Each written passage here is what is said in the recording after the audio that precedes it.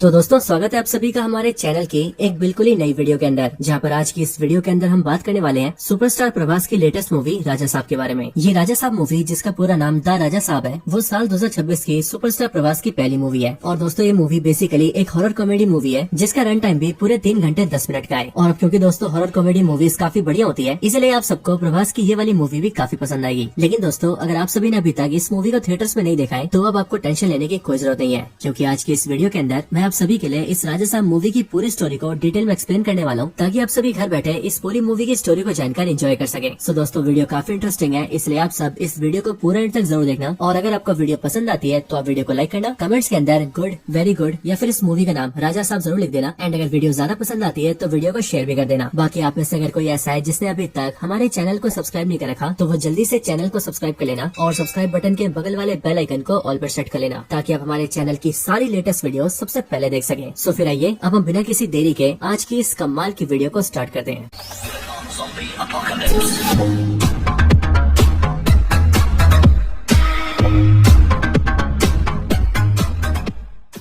तो दोस्तों राजा साहब मूवी की जो स्टोरी है वो स्टार्ट होती है घने से जंगल से। जिस घने जंगल के बगल में एक हाईवे गुजर रहा होता है, एंड उसी हाईवे के ऊपर एक इंसान अपनी गाड़ी को ड्राइव कर रहा होता है। उस इंसान को देखकर हमें पता लगता है कि वो एक्चुअली में एक हॉस्पिटल के अंदर एक वार्ड बॉय है। एक ऐसा वार्ड बॉय जो कि मॉर्चरी में काम करता है, यानी कि वो डेड बॉडीज को इधर से उधर करता है। एंड वो इस टाइम पर हॉस्पिटल की एक वैन को लेकर ही जा रहा होता है। और साथ ही हमें ये पता लगता है कि वो कुछ टाइम पहले किसी इंसान का क्रियाक्रम करके आ रहा है, और उसी क्रियाक्रम किए हुए इंसान की जो अस्थियां होती है वो उसके पास होती है, जिन्हें लेकर वो कहीं पर ट्रैवल कर रहा होता है। लेकिन फिर रास्ते में वो एक ढाबे पर रुकता है ताकि वो वहाँ पर खाना खा सके। अब यहाँ ढाबे पर जब वो खाना खाने के लिए रुकता है, तब वो एक इंसान से बात करते हुए मेंशन करता है कि उसके पास एक 500 का नोट है। और उस नोट को दिखाते हुए वो सामने वाले इंसान से कहता है कि जिस मरे हुए इंसान की वो अस्थियां लेकर घूम रहा है, ये 500 का नोट उसे उसी इंसान की जेब से मिला था। और अब क्योंकि वो इंसान मर गया था, इसीलिए उसने उसके 500 रुपए अपने पास रख लिए। लेकिन दोस्तों उसके ऐसा बोलते हुए देखते हैं कि वहाँ पर एक बहुत ही तेज हवा चलती है और वो 500 का नोट उसी हवा में उड़ने लगता है। हॉस्पिटल का वो वार्ड बॉय उस 500 के नोट को उड़ते हुए देखकर उसका पीछा करता है, लेकिन वो 500 का नोट उड़ते उड़ते उसे अपने साथ जंगल के अंदर ले आता है, जहाँ फिर जंगल में आने के बाद उसे कई सारी चीजों का एहसास होता है, जैसे मानो उसके आसपास कई सारे लोग हों। इसके साथ ही उसके साथ वहाँ पर कई सारी डरावनी चीजें होती हैं, जो चीजें देखकर उसे एहसास होता है कि शायद से हो ना हो इस जंगल के अंदर कोई ना कोई भूत या आत्मा रहती है। लेकिन वो वार्ड बॉय काफी लालची होता है, और इसीलिए वो 500 का नोट पीछे करते करते एक बड़े और सुनसान से बंगले के सामने आ जाता है, जो अजीब सा सुनसान सा बंगला बिल्कुल जंगल के बीच में होता है। लेकिन 500 का नोट पीछे करते हुए वो उस बंगले के अंदर घुस जाता है। लेकिन जैसे वो अंदर घुसता है, वैसे हम भी देखते हैं कि वो बंगला बेसिकली एक भूतिया बंगला होता है। साथ ही साथ उसके अंदर कई सारी हिप्नोसिस वाली चीजें रखी होती है, एंड काफी सारी डरावनी आकृतियां बनी होती है, जिन्हें देखकर वो वार्ड बॉय वहाँ पर हिप्नोटाइज हो जाता है। एंड फिर कुछ टाइम बाद ही वहाँ पर उसे संजय दत्त की आवाज आती है। और दोस्तों जैसे कि आप सबको इस मूवी के बारे में पता ही होगा कि इस मूवी के अंदर संजय दत्त है जो कि भूत को प्ले कर रहे हैं। अब यहाँ पर जैसे से संजय दत्त की यानी कि भूत की आवाज आती है, वैसे उस आवाज को सुनकर ये वार्ड बॉय काफी डर जाता है। लेकिन फिर संजय दत्त की आवाज उसे बताती है कि ये बंगला बेसिकली उसी का है, एंड अभी कुछ टाइम पहले उसने उसी की बॉडी का क्रियाक्रम किया था, इसलिए जो 500 का नोट उसे मिला है वो संजय दत्त का ही है। और दोस्तों मूवी के अंदर संजय दत्त का नाम है कनक राजू। एंड यहाँ पर कनक राजू वार्ड बॉय को बताता है कि वो अपनी कोई भी चीज किसी के पास नहीं छोड़ता, और उसकी जो धन संपत्ति है वो उसी की है, जिंदा रहने पर भी और मरने पर भी। एंड इसीलिए उस वार्ड बॉय ने उसकी बॉडी से जो जो चीजें निकाली थी कनक राजू, वो सारी चीजें वापस आता है। जो बात सुनकर वार्ड बॉय काफी ज्यादा डर जाता है, एंड इसीलिए वो 500 के नोट के साथ साथ सारी चेन और अंगूठियां भी निकाल कर रख देता है, जो सब उसने कनक राजू की बॉडी से निकाला था। लेकिन दोस्तों फिर इसके बाद ही उस वार्ड बॉय के ऊपर एक छोटा सा हमला होता है, जिस हमले के साथ ही वो सीन शिफ्ट हो जाता है, और अगले सीन में हमें सीधा मूवी का मेन एक्टर प्रभास दिखता है। अब दोस्तों रेबल स्टार प्रभास इंडिया के सबसे बड़े सुपरस्टार्स में से एक है, और इसीलिए मूवी के अंदर उनकी एंट्री काफी ज्यादा ग्रैंड होती है, क्योंकि उनकी एंट्री के अंदर हम ये देखते हैं कि कुछ गुंडे एक लड़की को छेड़ रहे होते हैं, जिन गुंडों को प्रभास आकर पीट देता है। एंड फिर इसके बाद ही प्रभास की एंट्री के लिए यहाँ पर एक सॉन्ग भी आता है। लेकिन सॉन्ग के खत्म होने के बाद ही हम प्रभास के बारे में जानते हैं। हम ये देखते हैं कि प्रभास अपनी दादी के साथ एक गांव में रहता है, जहाँ पर उसकी फैमिली में फैमिली कहने को सिर्फ उसके पास उसकी दादी ही है। इसके अलावा प्रभास के माता पिता की काफी टाइम पहले मौत हो चुकी है, और साथ ही रही बात प्रभास के दादाजी की, तो वो आज से बहुत साल पहले से ही लापता है। लेकिन दोस्तों यहाँ पर कमाल की बात हमें ये पता लगती है कि प्रभास के जो दादाजी है वो और कोई नहीं संजय दत्त है, यानी कि कनक राजू। लेकिन इसके साथ ही दोस्तों हम ये भी जानते हैं कि जो प्रभास की दादी है उन्हें काफी हद तक एक भूलने की बीमारी है, और सिर्फ भूलने की बीमारी नहीं बल्कि वो दिमागी रूप से काफी कमजोर भी है। एंड वो हर हमेशा सिर्फ अपने पति को यानी कि कनक राजू को याद करती हैं। और जो कनक राजू थे यानी कि प्रभास के दादाजी, वो अपनी शादी के कुछ समय बाद ही उसकी दादी से काफी दूर हो गए थे। अब दोस्तों इसी मूवी के अंदर प्रभास का जो नाम है वो है राजा साहब, जिसे प्यार से सब राजू भी कहते हैं, एंड इसलिए हम भी मूवी के अंदर प्रभास को राजू ही कहेंगे। अब दोस्तों प्रभास यानी कि राजू अपनी लाइफ में काफी ज्यादा खुश होता है। इसके साथ ही वो अपनी दादी की काफी देखभाल भी करता है, और तो और राजू की गर्लफ्रेंड भी होती है जिसका नाम होता है अनीता। एंड वो अनीता भी राजू को काफी ज्यादा पसंद करती है। अब दोस्तों इन सबकी बातें प्रभास का एक फ्रेंड उससे उसके घर पे मिलने आता है और वो प्रभास को यानी कि राजू को और उसकी दादी को ये बताता है कि उसे हैदराबाद के अंदर एक लड़की पसंद आई है जिससे वो शादी करने वाला है। एंड फिर ये बोलने के बाद जब वो राजू को अपने साथ उस लड़की की फोटो दिखाता है तब राजू अपने दोस्त की वो फोटो देखकर काफी खुश होता है। लेकिन राजू वहाँ पर इस बात को नोटिस करता है कि वो फोटो उसके दोस्त ने एक बस स्टैंड के पास ली थी और इसलिए उस फोटो के अंदर उसके दादाजी भी होते हैं। उस फोटो में अपने दादाजी की झलक देखकर राजू सबसे पहले उसे अपनी दादी को दिखाता है, जिसके बाद राजू की दादी जैसे अपने हस्बैंड कनक राजू को देखती है वैसे वो काफी ज्यादा इमोशनल हो जाती है क्योंकि वो सालों से अपने हस्बैंड का इंतजार कर रही थी। एंड इसलिए आज के दिन उन्हें जैसे ही पता लगता है कि उनके हस्बैंड इस टाइम पर हैदराबाद में है वैसे वो उनको लेकर काफी ज्यादा एक्साइटेड और खुश हो जाती है। ये चीज देखकर राजू अपनी दादी से वादा करता है कि अब वो सीधा हैदराबाद जाएगा और वहाँ जाकर अपने दादाजी को ढूंढकर उन्हें सीधा दादी के पास लेकर आएगा। लेकिन दोस्तों हैदराबाद एक काफी बड़ा शहर है और इसीलिए वहाँ पर किसी इंसान को अकेले ढूंढना कोई आसान बात नहीं है और इसीलिए अगर आप किसी को ढूंढना चाहते हैं तो ऐसे में आपको पुलिस की मदद तो लेनी ही पड़ेगी। अब दोस्तों यही चीज सोचकर राजू हैदराबाद में अपने एक मामा को फोन करता है क्योंकि राजू के वो मामा पुलिस के अंदर एक कांस्टेबल होते हैं। राजू ने बताता है कि उसने हैदराबाद के अंदर अपने दादाजी को देखा है और इसीलिए राजू ये चाहता है कि पुलिस उन्हें ढूंढने में राजू की हेल्प करे। राजू की बात सुनकर उसका मामा उसे बताता है कि राजू के दादाजी को ढूंढने में यहाँ की पुलिस स्पेशली उसके स्टेशन के इंस्पेक्टर उसकी मदद कर सकते हैं, लेकिन इंस्पेक्टर कोई अच्छा आदमी नहीं है और इसलिए अगर वो उसके दादाजी को ढूंढेगा तो वो उसके बदले में 5 लाख रुपए लेगा। एंड फिर इसीलिए वो राजू को समझाते हैं कि वो 5 लाख का इंतजाम करके सीधा हैदराबाद आए और यहाँ पर आकर उसके पुलिस स्टेशन के इंस्पेक्टर को 5 लाख रुपए दे, जिसके बाद वो इंस्पेक्टर दादाजी को जरूर ढूंढ लेगा। अब दोस्तों राजू के पास तो पैसे नहीं होते एंड इसीलिए वो अपनी गर्लफ्रेंड अनीता से मिलता है और उसी से 5 लाख रुपए उधार लेता है। 5 लाख रुपए का बंदोबस्त करके राजू अपनी दादी से वादा करता है कि अब वो बहुत ही जल्द दादाजी को ढूंढ लेगा और फिर ये बोलकर राजू सीधा हैदराबाद निकल जाता है। अब दोस्तों जैसा कि मैंने आपको बताया कि ये मूवी हॉरर होने के साथ साथ थोड़ी सी कॉमेडियन भी है एंड इसीलिए इस मूवी के अंदर काफी सारे फनी एलिमेंट्स डाले गए हैं। अब इसी में हम ये देखते हैं कि राजू जैसे हैदराबाद पहुंचता है वैसे ही वहाँ पर 5 लाख रुपए को अपने साथ लेकर ट्रैवल करते करते वो रास्ते में काफी सारे नंस को देखता है, लेकिन उन्हीं सारे नंस में एक निधि अग्रवाल भी होती है और इस मूवी के अंदर एक्ट्रेस निधि अग्रवाल का नाम होता है बैसी। लेकिन राजू यहाँ पर जैसी बैसी को देखता है वैसे वो उस पर लट्टू हो जाता है और वो उसका पीछा करते करते सीधा चर्च में आ जाता है। राजू को मानो पहली नजर में बैसी पसंद आ गई हो और उससे प्यार हो गया हो और इसीलिए वो चर्च में आकर सीधा बैसी को देखने लगता है। लेकिन इसी चर्च के अंदर राजू को एक छोटी सी बच्ची दिखती है जिस बच्ची को एक्चुअली में हार्ट की प्रॉब्लम होती है और इसीलिए चर्च वाले उस बच्ची के लिए काफी सारे पैसे इकट्ठा कर रहे होते हैं ताकि वो लोग उस बच्ची के दिल का इलाज करवा सके। अब ये बात जैसी राजू को पता लगती है वैसे वो चर्च के अंदर 3 लाख रुपए डोनेट कर देता है और दोस्तों वो 3 लाख उन्हीं पैसों में से देता है जिन 5 लाख रुपयों को वो अपनी गर्लफ्रेंड अनीता से उधार मांग कर लाया था ताकि वो उन पैसों को इंस्पेक्टर को दे सके। लेकिन यहाँ पर राजू उन 5 लाख में से 3 लाख डोनेट कर देता है और डोनेट करते टाइम एक नन उसकी फोटो ले लेती है ताकि वो लोग ये जान सके कि आखिरकार ये पैसे किसने डोनेट किया है। लेकिन फिर इसके बाद ही राजू वहाँ से चला जाता है। आगे चलकर 3 लाख डोनेशन वाली बात बैसी को पता लगती है, जिसके बाद वो राजू की फोटो देखती है एंड उसे राजू काफी ज्यादा पसंद आता है और वो राजू को एक फरिश्ते की तरह समझकर उससे प्यार करने लगती है। अब दोस्तों मैं जानता हूँ कि इस मूवी के अंदर ऐसी कुछ चीजें हैं जो देखकर आपको हंसी जरूर आएगी, जैसे कि राजू अचानक से बैसी पर लट्टू कैसे हो गया या फिर बैसी को भी राजू की फोटो देखकर वो पसंद कैसे आ गया। लेकिन दोस्तों इन बातों का आंसर सिंपल सा है कि ये कॉमेडी मूवी है और जहाँ कॉमेडी आ जाती है वहाँ पर लॉजिक का इस्तेमाल काफी कम ही होता है। अब दोस्तों वापस स्टोरी पर आए तो हम ये देखते हैं कि 5 लाख में से 3 लाख डोनेट करने के बाद राजू 2 लाख रुपए लेकर सीधा पुलिस स्टेशन अपने मामा के पास जाता है, जिसके बाद ही राजू का वो कांस्टेबल मामा उसे सीधा पुलिस इंस्पेक्टर से मिलवाता है और वहाँ पर राजू को इंस्पेक्टर को सारी कहानी बताने के लिए कहता है। अब दोस्तों यहाँ पर ही राजू पुलिस इंस्पेक्टर को अपने दादाजी की सारी कहानी बताता है। अब यहाँ पर ही राजू पुलिस इंस्पेक्टर को स्टोरी बताना स्टार्ट करता है जिसमें वो बताता है कि ये कहानी साल 1970s की है। 70s के टाइम पर एक साम्राज्य था जिस साम्राज्य का नाम था देवनगर और उसकी जो दादी थी वो उसी देवनगर साम्राज्य की रानी थी। उसकी दादी को उसके दादा से प्यार हुआ जिसके बाद उन दोनों ने शादी कर ली एंड फिर उसके बाद से उसका दादा यानी कि कनक राजू उसकी दादी के साथ रहने लगा। लेकिन उनके उसी साम्राज्य के अंदर एक और आदमी था जिसका नाम था गंगा राजू। गंगा राजू वैसे तो काफी ज्यादा भरोसेमंद आदमी था, लेकिन एक दिन उसने महारानी के खजाने का संदूक चोरी कर लिया और सोने चांदी हीरे जवाहरातों से भरे हुए संदूक को लेकर भाग गया। लेकिन राजू के दादाजी को जैसे इस बारे में पता लगा वैसे वो उसके पीछे निकल गए और अपने पीछे एक चिट्ठी छोड़ गए, जिस चिट्ठी में उन्होंने ये लिखा कि वो जब तक गंगा राजू जैसे चोर को पकड़ नहीं लेते और उस संदूक को वापस ले आते तब तक वो साम्राज्य में वापस नहीं आएंगे। लेकिन उस दिन के बाद से उसके दादाजी कभी वापस नहीं आए और उसकी दादी हमेशा ही उसके दादाजी का इंतजार करती रह गई। लेकिन अब क्योंकि कुछ दिन पहले राजू ने एक फोटो के अंदर अपने दादाजी को हैदराबाद में देखा है, इसलिए वही चाहता है कि इंस्पेक्टर उसके दादा को ढूंढने में उसकी हेल्प करे। अब दादा उसकी स्टोरी सुनकर उसकी हेल्प के लिए तैयार हो जाता है। साथ ही वो राजू से कहता है कि वो जो बैग लेकर आया उसमें पूरे 5 लाख रुपए तो है ना, जो सुनकर राजू हाँ बोल देता है। लेकिन दोस्तों एक्चुअल में हम भी ये जानते हैं कि उस बैग के अंदर 5 नहीं बल्कि 2 ही लाख रुपए है। लेकिन दोस्तों इसके कुछ दिन बाद ही राजू ये देखता है कि उसे चर्च की जिस लड़की से प्यार हो गया था यानी कि बैसी से, उसी बैसी ने उसके दादाजी के ऊपर चोरी का इल्जाम लगाया है। अब ये बात सुनकर राजू जैसी बैसी से मिलता है वैसे उसे सारी कहानी पता लगती है कि आखिरकार हुआ क्या है। राजू को ये पता लगता है कि जब उसने 3 लाख रुपए चर्च के अंदर डोनेट किए थे तब उसके बाद सारे पैसे मिलाकर बैसी उन पैसों को लेकर सीधा हॉस्पिटल गई थी ताकि वो पैसे जमा कर सके और उस छोटी सी बच्ची के हार्ट का ऑपरेशन हो सके। लेकिन जब वो हॉस्पिटल में थी तब उसकी मुलाकात राजू के दादाजी से हुई जिन्होंने वहाँ पर उसे हिप्नोटाइज किया और उसके सारे पैसे लेकर चले गए, विच मीन्स खड़े खड़े चोरी कर लिए। यहाँ तक कि बैसी को ये बात भी तब पता लगी कि वो चोर राजू के दादाजी है जब उसने राजू के दादाजी की फोटो देखी, क्योंकि राजू ने कुछ टाइम पहले उनके बारे में पुलिस स्टेशन में बताया था। अब दोस्तों ये बात सुनकर सुनकर राजू काफी ज्यादा परेशान होता है कि आखिरकार उसके दादाजी चोरी कैसे कर सकते हैं। लेकिन दोस्तों इसके ऊपर नहले पर दहला तो ये होता है कि पुलिस इंस्पेक्टर को भी ये पता लग जाता है कि राजू ने 5 नहीं बल्कि 2 लाख रुपए दिए हैं, जिस वजह से वो अपने कांस्टेबल को फोन करता है एंड उसे डराते हुए कहता है कि वो 3 लाख रुपए वापस जल्दी से लेकर आए, वरना उससे बुरा कोई भी नहीं होगा। अब राजू इस बात को लेकर भी काफी ज्यादा परेशान होता है कि वो 3 लाख रुपए का अरेंजमेंट कहाँ से करेगा। अब राजू इन सारी बातों से परेशानी होता है कि तभी उससे मिलने के लिए एक लड़की आती है जिसका नाम होता है भैरवी। भैरवी उसके पास एक बड़े से बैग के साथ आती है जिस बैग के अंदर पूरे 1 करोड़ रुपए होते हैं, और उन पैसों को देते हुए वो राजू से कहती है कि ये पैसे उसके नाना जी ने भेजे हैं। वो ये जानती है कि राजू को पैसों की काफी मदद की जरूरत है और इसीलिए वो उसकी हेल्प करने आई है। लेकिन जब राजू उससे पूछता है कि आखिरकार वो ऐसा क्यों कर रही है, तब वो ये बताती है कि जो राजू के दादाजी थे उन्होंने उसके नाना की बहुत साल पहले बहुत बड़ी मदद की थी एंड इसलिए उसके नाना ने उसकी मदद के लिए उसे यहाँ पर भेजा है। लेकिन इसके साथ ही ये लड़की यानी कि भैरवी राजू से ये भी कहती है कि ये पैसा असल में वो उसके हाथ में नहीं देगी बल्कि वो देगी उसके दादाजी के हाथ में, क्योंकि ये उसके नाना जी की इच्छा है कि इन पैसों को दादाजी के हाथ में दिया जाए। अब दोस्तों ये बात सुनकर राजू को बुरा लगता है, लेकिन इतने में हम ये देखते हैं कि उस पैसे के बैग को एक चोर देख लेता है जो कि उसे उठाकर भागने लगता है। ये देखकर राजू उसका पीछा करता है, जिसके बाद उसे पता लगता है कि वहाँ पर चोरों की पूरी टोली है और वो चोर उसी टोली का मेंबर है। लेकिन राजू उनसे डरता नहीं है और वो उन सबको बीट कर देता है और उस बैग को दोबारा भैरवी के हाथों में सौंप देता है। भैरवी जब ये चीज देखती है तब उसे राजू से प्यार हो जाता है। लेकिन अब उसके बाद राजू अपने घर चला जाता है और घर आकर वो बैसी के बारे में सोचने लगता है। लेकिन उसका एक दोस्त उसे बताता है कि बैसी असल में एक नन है और नन कभी भी शादी नहीं करती है। ये बात सुनकर राजू को काफी बुरा लगता है और इसलिए वो उस रात को शराब पीने लगता है। लेकिन फिर तभी भैरवी जो कि राजू से प्यार करने लगी थी वो राजू से मिलने आती है। अब राजू यहाँ पर नशे में चूर होता है और इसीलिए वो भैरवी को बैसी समझ लेता है एंड वो भी उससे अपने प्यार का इजहार कर देता है। हालांकि राजू को बाद में पता तो चलता है कि वो भैरवी है, लेकिन तब भी वो ये सोचता है कि अब बैसी तो जा चुकी है इसलिए भैरवी से काम चला लेते हैं। जिसके बाद हम ये देखते हैं कि वो दोनों एक कपल बन जाते हैं। लेकिन फिर इसके बाद ये काफी बड़ी बात रिवील होती है और हमें पता लगता है कि जो भैरवी है उसके नाना जी और कोई नहीं बल्कि देवनगर साम्राज्य में राजू के दादा और दादी के सबसे करीबी गंगा राजू है, यानी कि वो इंसान जो कि खजाने का संदूक लेकर भागा था। अब हालांकि दोस्तों इस सब के बाद राजू अपने दादाजी की तलाश जारी रखता है, लेकिन फिर अगले पल उसे अपने गाँव से फोन आता है जो फोन उसकी गर्लफ्रेंड अनीता का होता है और वो फोन पर राजू को बताती है कि असल में जो दादी है वो हैदराबाद निकल चुकी है। वो बताती है कि दादी के सपने में दादा आए थे और सपने में उन्होंने दादी से कहा कि उनकी तबीयत बहुत खराब है और उनकी जान जाने वाली है और इसीलिए दादी आखिरी बार उनसे मिलने के लिए हैदराबाद पहुंच गई है। अब दोस्तों राजू जैसे इस बात को सुनता है वैसे वो काफी ज्यादा डर जाता है, क्योंकि वो ये जानता था कि उसकी दादी को भूलने की बीमारी थी एंड वो मेंटली भी काफी अनस्टेबल थी और अब इसीलिए वो भैरवी के साथ मिलकर हैदराबाद में अपनी दादी को ढूंढने लगता है। अगले पल राजू को उसकी दादी दिख जाती है, बट वो देखता है कि कई सारे चोर उसकी दादी को पकड़ रहे हैं और वो उनके सारे सोने चांदी वाले आभूषणों को छीन रहे हैं। क्योंकि दोस्तों आप सबको पता है कि जो राजू की दादी है वो एक टाइम पर एक महारानी थी, इसलिए उनके पास अभी भी कई सारे गहने हैं जो कि वो पहन कर रखती हैं। लेकिन यहाँ पर राजू जैसे ये देखता है वैसे वो भैरवी के साथ मिलकर इन सारे गुंडों को बीट कर देता है और दादी को अपने साथ ले जाता है। अब दोस्तों इन सब के बाद जैसे राजू दादी को अपने घर ले जाता है वैसे वो रास्ते में भैरवी के नाना को देख लेता है, यानी कि गंगा राजू को, और इसीलिए वो ठान लेता है कि वो गंगा राजू जैसे चोर को नहीं छोड़ेगा, जिस वजह से वो गंगा राजू का पीछा करता है और एक जगह आकर उसे पकड़ के पीटने लगता है। लेकिन तभी पीछे से भैरवी वहाँ पर आती है और वो राजू को ही बताती है कि यही इंसान उसके नाना जी है। जिसके बाद ही गंगा राजू को सारी स्टोरी बताता है। वो राजू से कहता है कि उसने अब तक जो भी सुना वो सारी बातें झूठ है और फिर इसीलिए वो राजू को सारी सच्चाई बताने लगता है। वो राजू को बताता है कि ये बात सच है कि उसकी जो दादी है यानी कि गंगा देवी वो देवनगर साम्राज्य की महारानी थी और पूरा साम्राज्य उन्हीं के अधीन था। रानी गंगा देवी का दिल बहुत बड़ा था और इसीलिए वो अपने साम्राज्य के सारे लोग की देखभाल करती थी और हर गरीब को खाना खिलाया करती थी। अब ऐसे एक दिन जब वो खाना बांट रही थी तभी राज्य के एक भिखारी ने खाना बढ़ते हुए देखकर उनके पास आने की कोशिश की और असल में वो भिखारी और कोई नहीं बल्कि कनक राजू था, यानी कि राजू का दादाजी। उसने वहाँ कर सीधा रानी का हाथ पकड़ लिया और उनके हाथों से खाना छीन कर खाने लगा। ये देखकर सिपाहियों को बहुत ज्यादा गुस्सा आया और सिपाहियों ने कनक राजू को बहुत पीटा, लेकिन रानी का दिल बहुत बड़ा था इसलिए उन्होंने कनक राजू को छोड़ने को कहा और उसे खाना खिलाकर वापस भेज दिया। लेकिन राजू तुम्हारे दादाजी कनक राजू को ये बात बहुत ज्यादा चुभी। एक भिखारी होने के बाद भी उसके अंदर बहुत ज्यादा ईगो था, साथ ही साथ वो बहुत ज्यादा लालची भी था, जिस वजह से जब सिपाहियों ने उसे पीटा तब उसे रानी पर बहुत ज्यादा गुस्सा आया और इसलिए उस दिन उसने ठान लिया कि अब वो इसी रानी से शादी करेगा और इसे हासिल करके इसका घमंड तोड़ेगा। इसके साथ ही साथ इसे हासिल करने के बाद यानी कि इससे शादी करने के बाद वो इसके सारे साम्राज्य के सारे खजाने को भी लूट लेगा और फिर वो सारे पैसे और धन दौलत को भोगेगा। लेकिन दोस्तों किसी साम्राज्य की रानी एक भिखारी से शादी कभी नहीं करेगी और ये बात कनक राजू भी जानता था और इसीलिए वो नगर के बाहर एक बहुत बड़ा अघोरी बाबा के पास गया, जिस बाबा के पास कई सारी सिद्धियां थी और उसने उस अघोरी बाबा से दरख्वास्त की कि वो उसे काला जादू सिखाए एंड ऐसी सिद्धियों का मास्टर बना दे जिनसे कि वो वशीकरण कर सके। लेकिन यहाँ पर अघोरी ने कनक राजू को विद्या देने से पहले एक बलिदान मांगा, कनक राजू के शरीर का एक अंग, और इसीलिए कनक राजू ने बिना देरी किए अपना एक हाथ काट लिया और उसे अघोरी बाबा को सौंप दिया। ये चीज देखकर अघोरी बहुत खुश हुआ और उसने कनक राजू को अपना शिष्य बना लिया। जिसके बाद सबसे पहले उसे अपनी सिद्धियों से कनक राजू का हाथ सही कर दिया एंड उसके बाद उसे काली शक्तियों की सारी विद्याएं सिखाई। इसके बाद ही उसने कनक राजू को तपस्या के लिए कुएं में भेज दिया। लेकिन उस अघोरी ने कनक राजू को ये भी बताया कि ये कुआं कोई आम कुआं नहीं है, बल्कि असल में ये धरती और पाताल लोक के बीच की जगह है और इसीलिए इसके अंदर खून पीने वाले पिशाच भी रहते हैं। लेकिन कनक राजू ने किसी चीज की परवाह नहीं की और उसने अपने ईगो और लालच के चलते इस तपस्या को भी किया। जिसके बाद खून के पिशाचों के उस तक पहुँचने से पहले उसने विद्या को ग्रहण किया और फिर उसके बाद भी उसके अंदर कई सारी सिद्धियां और पावर्स आ गयी। इसके बाद ही कनक कनक राजू ने एक फल लिया और उसके अंदर वशीकरण की शक्तियां डाल दी और फिर इसके बाद ही वो सीधा राजमहल गया और वहाँ जाकर महारानी को वश में करके उसे वो खिला दिया। और एक बार जैसी महारानी ने फल खाया वैसी मानो वो कनक राजू के प्यार में पागल हो गई और उसे अंधों और पागलों की तरह प्यार करने लगी। जिस चीज का फायदा उठाकर कनक राजू ने गंगा देवी से यानी कि महारानी से शादी कर ली और साम्राज्य का राजा बन गया। लेकिन फिर इसके बाद वो रुका नहीं और उसने धीरे धीरे करके साम्राज्य के खजाने को खाली करना शुरू कर दिया और फिर बाद में आगे चलकर बहुत सारे खजाने को भर लिया। एंड फिर सही मौका देकर उसे गंगा राजू को, जो कि विश्वासी आदमी था यानी कि भैरवी का नाना जी, उसके ऊपर चोरी का इल्जाम लगाकर उसे साम्राज्य से भगा दिया और संदूक लेकर वहाँ से चुपचाप निकल गया और फिर अपनी जगह पर जाकर उस सारे धन दौलत को भोगने लगा। लेकिन यह साम्राज्य में गंगा देवी को ऐसा लगा कि उसका पति कनक राजू गंगा राजू के पीछे गया है और इसीलिए वो हर दिन उसकी प्रतीक्षा करती रही और प्रतीक्षा करते करते वो दिमागी रूप से कमजोर हो गई, क्योंकि एज ऑफ कोर्स वो कनक राजू के वशीकरण की विद्या में बंधी हुई थी। लेकिन दिमागी रूप से कमजोर होने की वजह से उन्हें उन्हीं के साम्राज्य से निकाल दिया गया, जिसके बाद वो दर दर की ठोकरें खाने लगी। आगे चलकर गंगा देवी को एक बेटा हुआ, जो बेटा उनका और कनक राजू का था। बेटे को बड़ा करके उन्होंने उसकी शादी करवाई, जिसके बाद उन्हें एक पोता भी हुआ। लेकिन एक हादसे के अंदर गंगा देवी के बेटे और बहू की मृत्यु हो गई, जिसके बाद गंगा देवी अपने पोते के साथ रहने लगी यानी कि राजू के साथ। और फिर आगे क्या हुआ ये सारी चीजें हम जानते ही हैं। अब अपने दादा के बारे में ये सारी बातें सुनकर राजू का दिमाग खुल गया और उसे पता लग गया कि आखिरकार सच्चाई क्या है। अब इसके आगे गंगा राजू ने राजू को ये भी बताया कि वो भी बहुत समय से कनक राजू का पीछा कर रहा है एंड उसकी तलाश कर रहा है ताकि वो उसे पकड़ सके। गंगा राजू आगे राजू को बताता है कि कनक राजू की तलाश करते करते उसे पता लगा कि कनक राजू नरसापुर के जंगलों में है। हालांकि वो जंगल बहुत ही बड़ा और सुनसान सा है, इसीलिए जंगल में काफी ढूंढने के बाद भी उसे तो कनक राजू नहीं मिला, लेकिन वही जानता है कि वो हो ना हो उसी जंगल के अंदर है। अब इस बात को जानते ही राजू ये डिसाइड कर लेता है कि अब वो अपने दादा को ढूंढने के लिए नरसापुर के फॉरेस्ट के अंदर जाएगा। जिसके बाद इस बात का फैसला करते ही राजू तैयार होकर भैरवा, अपने कांस्टेबल मामा और अपने दोस्त को साथ लेता है और सीधा नरसापुर के जंगलों की ओर निकल जाता है। नरसापुर के जंगलों में काफी ढूंढने के बाद राजू को एक बड़ी सी कोठी दिखती है और दोस्तों ये कोठी वही कोठी होती है जिसे हम सभी ने मूवी की स्टार्टिंग में देखा था, विच मीन्स ये कनक राजू की कोठी है यानी कि वही भूतिया बंगला। अब इस कोठी को देखने के बाद ही राजू अपने साथियों के साथ सीधा वहाँ पर जाता है और सीधा गेट से अंदर एंटर होता है और फिर अंदर आने के बाद उसे भी वो सारी अजीब चीजें दिखती है जो कि मूवी की स्टार्टिंग में हॉस्पिटल के वार्ड बॉय को दिखी थी। लेकिन इसके साथ ही वो लोग यहाँ पर ये भी देखते हैं कि यहाँ पर बहुत सारा धन और बहुत सारे सोने जेवरात होते हैं। लेकिन फिर इसके साथ ही यहाँ पर उनकी मुलाकात हॉस्पिटल के वार्ड बॉय से भी होती है, जिसे देखकर राजू से पूछता है कि आखिरकार वो कौन है। ये बात सुनकर हॉस्पिटल का वो वार्ड बॉय राजू को सारी बात बताता है एंड वो उसे कहता है कि जब वो यहाँ आकर फंस गया तब इस भूत बंगले ने उसे यहाँ पर कैद कर दिया और इसीलिए वो सबको ये बताना चाहता है कि इस भूत बंगले में जो भूत रहता है उसका ये सारा खजाना है और वो यहाँ से किसी को 1 रुपया नहीं ले जाने देगा। अब ऐसी भूत बंगले के अंदर राजू को अपने दादाजी की फोटो दिखती है, जो देखकर वो श्योर हो जाता है कि ये होना उसके दादा का ही बंगला है। इसके साथ ही यहाँ पर राजू को उसके दादाजी की आवाज आना स्टार्ट होती है, जो आवाज उससे कहती है कि उसका नाम कनक राजू है और वो इस पूरी कोठी और इन सारी जायदादों का मालिक है। उसने जिंदा रहते हुए इन सारी चीजों को भोग किया है, लेकिन अब मरने के बाद भी वो ये इन सारी चीजों को भोग करेगा और किसी को 1 रुपया नहीं देगा, यहाँ तक कि अपने किसी वारिस को भी नहीं। लेकिन फिर कनक राजू की इन सारी बातों को सुनने के बाद राजू उससे कहता है कि वो यहाँ पर उसकी बकवास सुनने नहीं आया, बल्कि वो उसे बताने आया है कि ये सारी जायदाद उसकी दादी की है और उसके दादा ने यानी कि कनक राजू ने ये सब कुछ उससे छीना है और इसीलिए वो अपनी दादी के इन सारे जायदाद को वापस लेने आया है। लेकिन ये बोलने के बाद ही हम ये देखते हैं कि वहाँ पर धूल मिट्टी से बना हुआ कनक राजू की एक आत्मा प्रेजेंट होती है, जो कि राजू को धमकी देते हुए कहती है कि राजू को क्या लगता है कि वो यहाँ पर खुद आया है? नहीं, बल्कि कनक राजू ने उसे खुद यहाँ पर आने दिया है। आगे कनक राजू को ये बताता है कि राजू का उसके दादाजी की फोटो को देखना, उन्हें ढूंढने के लिए हैदराबाद आना और यहाँ तक पहुँचना कोई इत्तेफाक नहीं है, बल्कि ये सब कुछ कनक राजू ने ही करवाया है। कनक राजू बताता है कि जब वो मर गया था तब उसके 3 दिन बाद उसने राजू को यहाँ पर लाने के लिए सारी प्रिपरेशन की है। साथ ही साथ उसने राजू की दादी को भी ये फील करवाया कि उसका पति यानी कि कनक राजू मरने वाला है, जिसके बाद ही उसकी दादी हैदराबाद तक आई। अब इसके आगे दोस्तों कनक राजू वो रीजन बताता है कि आखिरकार वो ये सब कर क्यों रहा है। वो बताता है कि जब उसने राजू की दादी यानी कि गंगा देवी की सारी संपत्ति हड़प ली और उसे यहाँ आकर भोगने लगा, तब उसके बाद धीरे धीरे करके उसकी उम्र ढलती गई। हालांकि उसके पास मायावी शक्तियां तो थी, लेकिन वो अमर नहीं था और इसीलिए अपने मरने से पहले उसने अपने अघोरी बाबा को याद किया और उसे कहा कि आखिरकार वो अपने धन को और आगे तक कैसे भोग सकता है। इसका तरीका बताते हुए अघोरी ने उसे बताया कि ऐसा करने के लिए कनक राजू के पास एक तरीका है। ये करने के लिए कनक राजू को अपने शरीर को त्यागना होगा एंड फिर आने वाली तीसरी अमावस्या को अपनी पत्नी की यानी कि गंगा देवी की बलि देनी होगी और जब वो ऐसा कर लेगा तब उसके बाद ही कनक राजू का फिर से पुनर्जन्म होगा और पुनर्जन्म में जब वो पूरे 6 साल का हो जाएगा तब उसे अपनी पुरानी सारी यादें वापस मिल जाएंगी और फिर वो आजीवन के लिए अमर हो जाएगा, जिसके बाद वो जब तक चाहे तब तक अपनी संपत्ति को भोग सकता है। और इसीलिए कनक राजू ने अपने इस मिशन को पूरा करने के लिए राजू की दादी को हैदराबाद बुलवाया ताकि वो आने वाली तीसरी अमावस्या को उसकी बलि देकर अमर हो सके, यानी कि बेसिकली पुनर्जन्म ले सके और फिर अमर हो सके। लेकिन दोस्तों कनक राजू की इन सारी बातों को सुनकर राजू उसे चैलेंज देता है कि वो ऐसा कुछ भी नहीं होने देगा। अब इसके बाद ही दोस्तों राजू इस भूतिया बंगले से बाहर निकलने की कोशिश करता है, लेकिन वो देखता है कि वो चाह कर भी बाहर नहीं निकल पा रहा है, यहाँ तक कि उसे बाहर जाने का रास्ता तक नहीं मिलता है। और ये सब इसीलिए क्योंकि पूरा बंगला कनक राजू के हिसाब से चलता है, इसीलिए कोई भी अंदर उसकी मर्जी से आता है और बाहर भी उसकी मर्जी से ही जाता है। अब हालांकि दोस्तों इस सब के पीछे यहाँ पर काफी सारे फनी मोमेंट्स भी आते हैं, जिन सीन्स में काफी ज्यादा कॉमेडी भी होती है। साथ ही साथ कुछ टाइम बाद यहाँ पर बैसी भी आ जाती है, जिसके आने के बाद हमें यहाँ पर राजू, बैसी और भैरवा का लव ट्रायंगल भी दिखता है। अब दोस्तों यहाँ पर राजू यहाँ से निकलने की भी काफी कोशिश करता है और अपने दादा को हैंडल करने की भी काफी कोशिश करता है, लेकिन एज ऑफ कोर्स सारी कोशिशें बेकार हो जाती है। और फिर इसीलिए राजू यहाँ पर बैठकर अपने सारे साथियों से बोलता है कि उन्हें कुछ ना कुछ करके इस भूत का कुछ करना ही होगा। सो इसीलिए क्या कोई किसी भूत भगाने वाले को जानता है? ये बात सुनकर बेसी उससे कहती है कि वो एक भूत भगाने वाले को जानती है, जो कि काफी ज्यादा फेमस है एंड काफी पावरफुल भी है, क्योंकि उन्होंने बड़े बड़े भूतों को भगाया हुआ है एंड उनका नाम है डॉक्टर पद्म भूषण। और दोस्तों हम भी ये जानते हैं कि डॉक्टर पद्म भूषण और कोई नहीं बल्कि बोमन ईरानी है। अब दोस्तों इसके बाद ये लोग डॉक्टर पद्म भूषण को वहाँ बंगले में बुलाते हैं, जिसके बाद डॉक्टर पद्म भूषण जैसे बंगले के अंदर आता है वैसे वो वहाँ की सारी चीजों को देखने लगता है। उन सारी चीजों को देखकर वो राजू और उसके सारे साथियों को ही बताता है कि इस बंगले का जो भी भूत है यानी कि कनक राजू, वो काफी ज्यादा पावरफुल होने के साथ साथ बहुत बड़ा मैनिपुलेटर भी है, साथ ही साथ वो हिप्नोसिस का मास्टर भी है। और इसीलिए इस बंगले के अंदर उसने सारी हिप्नोसिस वाली चीजें रख रखी है, यानी कि ऐसी पेंटिंग्स, ऐसी आकृतियाँ जिन्हें अगर कोई भी देख ले तो उसका दिमाग घूम जाए और वो हिप्नोसिस की हालत में आ जाए। इसके साथ ही जैसा कि वो यहाँ पर फील कर पा रहे हैं, उससे उन्हें पता लग रहा है कि कनक राजू काफी ज्यादा पावरफुल भूत है, इतना ज्यादा पावरफुल जितना पावरफुल उन्होंने कभी नहीं देखा है। और इस बंगले के अंदर जितने भी लोग हैं यानी कि राजू और उसके सारे साथी, उन सभी को कनक राजू ने अपनी हिप्नोसिस पावर का इस्तेमाल करके उनके थॉट्स को अपने काबू में कर रखा है। और जब तक सभी के थॉट्स का कंट्रोल कनक राजू के पास है, तब तक वो लोग चाहकर भी यहाँ से निकल ही नहीं सकते हैं, क्योंकि इस वजह से वो लोग ना तो अपनी मर्जी से देख सकते हैं और ना ही कुछ समझ सकते हैं। वो लोग वही देखेंगे जो उन्हें कनक राजू दिखाएगा और वही फील करेंगे जो उन्हें कनक राजू फील करवाएगा। ये बात सुनकर राजू डॉक्टर पद्म भूषण से पूछता है कि क्या इस चीज से निकलने का कोई तरीका है या नहीं। जो सुनकर डॉक्टर पद्म भूषण राजू और सारे साथियों को ये बताता है कि इससे निकलने का एक तरीका है। असल में अगर उन सबको अपने थॉट्स को कनक राजू के कंट्रोल से बचाना है, तो ऐसा करने के लिए उन्हें अपने दिमाग के सबकॉन्शियस माइंड के अंदर एक अलग से थॉट वर्ल्ड बनाना होगा और एक ऐसी दुनिया को इमेजिन करना होगा जिस दुनिया पर उनका कंट्रोल हो। एंड अगर वो लोग ऐसा कर लेते हैं तो फिर वो लोग कनक राजू के वश से बाहर निकल सकते हैं। अब ऐसा करने के लिए डॉक्टर पद्म भूषण राजू के ऊपर एक एक्सपेरिमेंट करता है, जिसमें वो उसे धीरे से हिप्नोटाइज करता है एंड वो उसे उसके सबकॉन्शियस माइंड के अंदर एक अलग ही थॉट वर्ल्ड क्रिएट करने को कहता है। यहाँ पर राजू अपने थॉट वर्ल्ड को क्रिएट करता है, जिसमें वो ये देखता है कि वो एक बीच के सामने खड़ा है, जहाँ पर उसके ठीक सामने समुद्र है और लहरों का पानी उठ रहा है। लेकिन दोस्तों यहाँ पर भी कनक राजू का पावर उसे रोकता है और धीरे धीरे करके उससे कनक राजू की चीजें दिखती है, जैसे कि पानी की जगह खून दिखना, बंगले की सारी उल्टी चीजें दिखना। इवन एक झलक में वो अपने दादाजी को भी देखता है, यानी कि कनक राजू को, जो किसी भूत बंगले के कमरे के अंदर लोगों का सर काट रहे थे। राजू जैसे होश में आता है वैसे इस बारे में पद्म भूषण को बताता है कि उसे इसी बंगले के कमरे में अपने दादा को देखा, जो कि कई सारे लोगों की गर्दन काट रहा था। डॉक्टर पद्म भूषण इस बात को हल्के में नहीं लेता और वो सीधा उसी कमरे के अंदर जाता है जो कमरा राजू ने अपने थॉट में देखा था। एंड वहाँ पर वो देखता है कि वहाँ पर एक कुआं है, जिस कुएं के अंदर कई सारी लाशें होती है और उन लाशों की गर्दन नहीं होती, विच मींस राजू ने जो भी देखा वो सब कुछ सच में हो चुका है। और इसीलिए इन बातों से डॉक्टर पद्म भूषण को ये पता लगता है कि कनक राजू काफी ज्यादा पावरफुल है, जितना वो सोच रहा है उससे भी कई ज्यादा पावरफुल। अब दोस्तों यहाँ पर लाशों को देखकर बाकी सारे लोग डर के भाग जाते हैं, सिवाय डॉक्टर पद्म भूषण के। लेकिन जैसे लोग निकलते हैं वैसे दरवाजा बंद होता है और डॉक्टर पद्म भूषण कमरे में अकेला बचता है, जिसके बाद कनक राजू डॉक्टर पद्म भूषण के सामने अपीयर होता है और वो उसे यहाँ से चुपचाप निकल जाने को कहता है। लेकिन डॉक्टर पद्म भूषण कनक राजू से कहता है कि वो उससे डरता नहीं है, इसलिए वो यहाँ से सबको निकाल कर ही जाएगा। लेकिन दोस्तों ये बात सुनते कनक राजू डॉक्टर पद्म भूषण पर भी अपने हिप्नोसिस का इस्तेमाल करता है। कनक राजू को ये पता था कि डॉक्टर पद्म भूषण की एक छोटी सी पोती है जिससे वो बहुत प्यार करता है, और इसीलिए वो हिप्नोसिस में उसके दिमाग में उसे ये फील करवाता है कि वो सुनसान सी रात में एक हाईवे पर है और एक कार में अपनी पोती के साथ ड्राइव कर रहा है। रात को बहुत तेज बारिश हो रही है, उसकी गाड़ी की स्पीड 200 से भी ज्यादा है और अभी अचानक से उसका ट्रक से एक्सीडेंट होने वाला है। लेकिन दोस्तों डॉक्टर पद्म भूषण का दिमाग भी काफी स्ट्रॉन्ग होता है एंड इसीलिए हम ये देखते हैं कि वो अपने थॉट के अंदर अपने एक्सीडेंट को कंट्रोल करता है और अपनी गाड़ी को एक जगह रोक लेता है। लेकिन कनक राजू तब इंटरफेयर करता है और वो उसे ये फील करवाता है कि उसकी गाड़ी एक खाई के बगल में रुकी है। बारिश बहुत तेज हो रही है, मिट्टी सड़कती जा रही है एंड इसलिए उसकी गाड़ी धीरे धीरे करके खाई में गिर जाती है, जिस वजह से डॉक्टर पद्म भूषण एंड उसकी पोती दोनों मारे जाते हैं। ये चीज डॉक्टर पद्म भूषण भी रोक नहीं पाता और वो अपने दिमागी रूप से काफी कमजोर हो जाता है। लेकिन फिर इसके बाद वो राजू और बाकी सभी लोगों से मिलता है एंड वो सबको बताता है कि ये कनक राजू बहुत ज्यादा पावरफुल है, जितना मैंने सोचा था उससे भी काफी ज्यादा पावरफुल। इसके साथ ही वो ये भी जानता है कि किसकी क्या कमजोरी है, जिस वजह से वो सभी को कंट्रोल करना जानता है। ये सुनकर राजू डॉक्टर पद्म भूषण से पूछता है कि अगर ऐसी बात है तो फिर वो लोग कनक राजू को कभी हरा भी नहीं पाएंगे। लेकिन ये सुनकर डॉक्टर पद्म भूषण राजू को बताता है कि ऐसी कोई बात नहीं है, उसे हराने का अभी भी एक तरीका बाकी है, लेकिन वो तरीका बहुत ज्यादा हार्ड है एंड असल में वो तरीका है अपने 7 चक्रों के ऊपर कंट्रोल करना। अब दोस्तों आप सबने ये सुना ही होगा कि इंसान के अंदर 7 चक्र होते हैं और इन चक्रों की ताकत बहुत ज्यादा होती है एंड जो भी व्यक्ति अपने इन 7 चक्रों की पावर्स को एक्टिवेट कर लेता है और उन्हें कंबाइन करके यूज करता है वो बहुत ही ज्यादा पावरफुल हो जाता है। और डॉक्टर पद्म भूषण भी यहाँ पर यही बताता है कि कनक राजू को हराने का सिर्फ और सिर्फ यही तरीका है कि कोई व्यक्ति अपने 7 चक्रों की पावर्स को इस्तेमाल कर सके, क्योंकि जैसे कोई भी अपने 7 चक्रों की पावर्स को एक्टिवेट कर लेगा वैसे उसके अंदर दैवीय शक्ति आ जाएंगी, जिनके बाद वो कनक राजू को हरा सकता है। लेकिन दोस्तों यहाँ पर कनक राजू ये देख लेता है कि डॉक्टर पद्म भूषण सबको उसे हराने का तरीका बता रहा है और इसीलिए वो डॉक्टर पद्म भूषण को उठा के हवा में फेंकता है और सीधा बंगले से बाहर कर देता है। अब दोस्तों इसके बाद ही धीरे धीरे करके दिन बीतने लगते हैं एंड राजू चाह कर भी कुछ नहीं कर पाता है और फिर ऐसे ही देखते देखते तीसरी अमावस्या वाला दिन आ जाता है, यानी कि वो दिन जिस दिन कनक राजू